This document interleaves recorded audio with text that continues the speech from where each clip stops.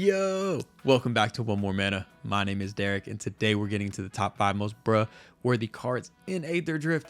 Shout out to Wizards of the Coast. We are MTG ambassadors for Aetherdrift, so hit up that link in the description below and get some of your own Aetherdrifty goodness. Now, if y'all aren't familiar with the top 5 most worthy cards in any given set, these are cards that make me feel something deep down. It could be positive, it could be negative, or it could be anything in between. If I look at a card, it makes me want to rant to the first person, pet, or anything in front of me. This is a card I'll talk about in one of these videos. So let's just jump into the list. At number 5, the number 5 most worthy thing in Aetherdrift. We're talking about basic lands. Look, I think my favorite thing in modern Magic is the trend for every set to have these like beautiful full art basic lands. I think basic lands more than any other card in Magic can help set the vibe for a deck. Whatever vibe you're going for, whatever story you're trying to tell, the basic lands need to fit that. And it's always been fun looking for the perfect basics to fit whatever deck you're playing. But now with all of the choices we have, where effectively every plane we visit gets these just beautiful full art set pieces, it's more fun and easier than ever. Basic lands will inspire me to build a deck. I have a Valgavoth deck, the 9 mana mono black Valgavoth from Duskmourn, that the basics with him just like lurking in the background basically say, yeah, like I need to build this. I want my commander on my basic lands. Yes, please. Thank you. Like, and then you look at Aetherdrift's lands. Talk about like setting the stage, telling a story. You have the full art lands. You get both like the first person perspective from like the driver's seat and kind of the overall like landscape perspective. So whatever your vibe is, go with it. If you're your commanders is one of the characters in this set, you can literally just get like their first person perspective onto your basics, set the whole thing. The set pieces are beautiful. Like they just are incredible to look at. I feel like you probably want to run both. They're amazing. And the craziest part about this whole thing, look, they have the first place foils. Those like golden foils for the basics. And I saw online that you can get the regular ones and you get these like golden foils. And when I saw it, I was like, okay, these, to be honest, I was like, these look terrible. I have zero interest. At least this is one less thing I need to go out and add to my decks. And then I saw one in person and I jinxed it because, oh my gosh, they are beautiful in person. They're not that like aggressive on the eyes yellow. It's this like type of like yellow foiling that is just beautiful. And it is kind of like that gold, less aggressive tinge that you can't really see in images online. Put it this way. I am very OCD about my basic choices. Mentioned that Valgavoth deck has 30, or it had 30 Duskmourn Valgavoth basic swamps in it, and now has 29 of those and one singular golden swamp from Aetherdrift because it was too pretty not to put in a deck immediately. So I'll have to figure out some way to make that work in my head, but it just looks so good. So yes, bruh, these lands are amazing. These lands are beautiful. Keep giving them to us because I just need more of this art in my life. They are wonderful. Now at number 4 most worthy thing in this set. That last one was a whole rant. I was just talking nonstop. This one is going to be one of the shortest bruhs in the history of the series. It's the Marauding Mako. Bro, why does the shark have toes? There's something about shark toes. Just no. Okay, number 3. The number 3 most worthy thing in this set. This one I will elaborate a bit more on.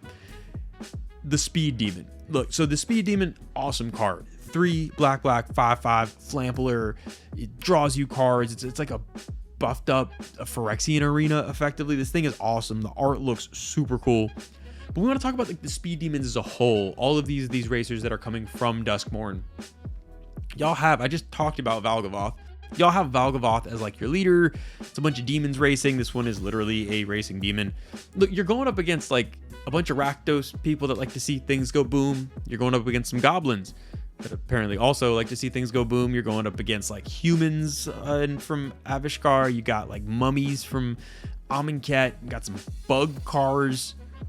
How are you like all powerful demons and can't win? Again, like I feel like at the very least, even if I don't know if demons are good drivers or not, I watch a lot of like demonic possession movies and all that type of stuff. Those are my favorites. I can't stop watching them. Y'all know that. I've gone on too many rants, but I've never actually paid attention to how like demons drive. I feel like they always just stay in the house. Like when demonic possession, spooky stuff, Duskmourn, like they don't really leave anywhere. They just stay. So maybe demons are just really bad drivers. If so, that explains a lot. But if not, if you're an all-powerful demon, how do you not just like win the Gear per Grand Prix? It's just like a race. You're gonna lose to humans. Like, it feels like y'all could have just possessed all the other racers, made them like drive off, take a nap on the side of the road, and then bam, just like even as the worst driver ever, still won the race. I don't get what's going on here. And your name's the Speed Demon. Like, if your name's the Speed Demon, not only do you have the superpowers, you should also be fast. I feel like demons and spirits, also in movies, they like teleport and they go fast and they just pop up in random places. Can't they just teleport to the finish line? I have a lot of questions, and I don't understand how they failed so epically. Just do better. Like, you have so many advantages. How do you lose this race? I don't know all the specifics in the story, but something is fishy about this. Someone needs to talk to these demons and let them know y'all have like supernatural powers. Be better, do better. Now at number 2, the number 2 most bro-worthy thing in this set, we're gonna talk about some Gear Hulks. I love Gear Hulks. The original Gear Hulk cycle from Kaladesh is one of my favorite cycles. I run them, even Verdurous, which I think is seen as probably the worst Gear Hulk. Green one with +1 counters. I love that card. I have a blaster deck that I was so excited to pick up the masterpiece version of Verdurous Gear Hulk because the art is beautiful. It's a fun card. I love it. So now we get this whole new cycle. These are 2-color Gear Hulks. Some of them are really cool. They all seem like to do something. Some are better than others, but there's one in particular I got to rant about for a second. Let's talk about Riptide Gear Hulk. Look, you're doing too much. You're trying too hard. You are trying to steal the spotlight. It's a 5-mana card, 1 double white, double blue for a 2/5 with double strike and prowess. When it enters, for each opponent, you put up to 1 target non-land permanent that player controls, 3rd from the top of their library. Like, based on the other ones, it feels like you're definitely trying to one-up everybody else. Because look, if it just did for 5 mana, you get a double striking prowess. If it just hit 1 non-land permanent, I'm thinking like Ravenous Chupacabras and stuff, where it's 4 mana, destroy a creature, things like that. For 5 mana with that body, to get rid of one thing, 3rd from the top is effectively like a deep tuck. Like, that's not like it's like a, if any of y'all play back in the tuck rule days with commanders, you Chaos Orb commander, shuffled it in, that was getting rid of it basically for good. Honestly, tucking something 3rd from the top that's a long time before they're going to see it. Like, that is a solid removal spell. And you get 3 of them on one. I just need to know, look, Riptide Gear Hulk, when you were getting built, who decided that you were so important? Because these other ones, bro, the other ones are important. What if the Rakdos one? Why don't you get like 3 creatures from graveyards? The Dimir one, why aren't you getting a situation where bam, I'm taking things from everybody's hand? Why is it only you, Riptide, that apparently gets to scale with Commander and go crazy? I'm a little bit bitter because I just don't run blue-white in any of my decks, so I think that's why I'm so bitter. It's like, why didn't I have so many decks for other things? These could have, but yeah. Riptide, you're doing too much. You're making the other ones feel bad. Again, just a theme for this episode. Do better. Now, at number 1, the number 1 most bro-worthy thing in this set, we're going to talk about one of my best friends in Magic, the Buggy Man, the Buggy Bro, the Scarab God. So when the first art for this set was getting like teased, spoiled, all those things, they showed the art for Dismal Backwater. Dismal Backwater is just a ETB tapped land, nothing super exciting. It's kind of just there. But the art, as you look, features a very notable Buggy Bro, very prominently with like 16 abs. Apparently, Scarabs really don't skip ab day at the gym. They don't play around. But yeah, I saw this and I was like, okay, we're getting a brand new Scarab God card. This is great. My Scarab God deck is always kind of in flux right now. One of my favorite decks of all time. I absolutely love it. Notoriously went like multiple years without ever winning a game. I was very dedicated to like, I want a value zombie Scarab God deck. Turns out it wasn't good. So this is like near and dear to my heart. I was like, okay, maybe we'll get like a slightly more updated 2025 Scarab God. A little stronger. This is cool. Awesome. Still love the vibes. Still love my Buggy Bro. Well, I think they did a little too much. Hashaton is apparently his, I don't know if it's first in command, second in command. It's his fist, the Scarab's fist. Hashaton, one of the pre-con commanders. So we didn't get a new Buggy Man, but we got his like next in command, his right-hand arm man. For a white and a black, you get a 1/3. And whenever you discard a creature card, you may pay 2 and a blue. If you do, create a tapped token that's a copy of that card, except it's a 4/4 black zombie. You don't exile it. You just get the token copy. So you can get into so many loops with this thing. It's a 2-drop, so you can get this thing rolling fast. Basically, get this out on turn 2. Next turn, you're going to have 3 mana. If you have any discard synergies, you're able to just start making tokens of busted stuff right away. The whole thing that kept the Scarab God in check was always, oh, you need to get things in the graveyard, 4 mana to reanimate, and once you exile it, it's gone.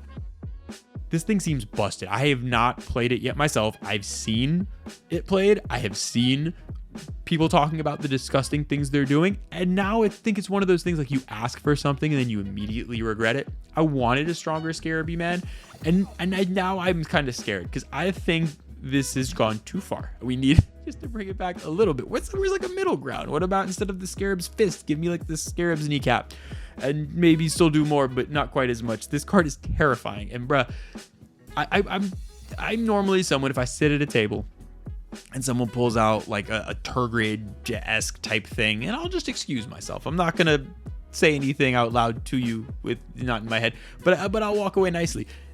I may subject myself to getting beaten badly by Hashiton just because of my love and dedication to the Scarab God. And you know what? If the Scarab God can't go out and just win all the time and goes multiple years winless, I think Hashiton is going to make up for that, and make up for that fast.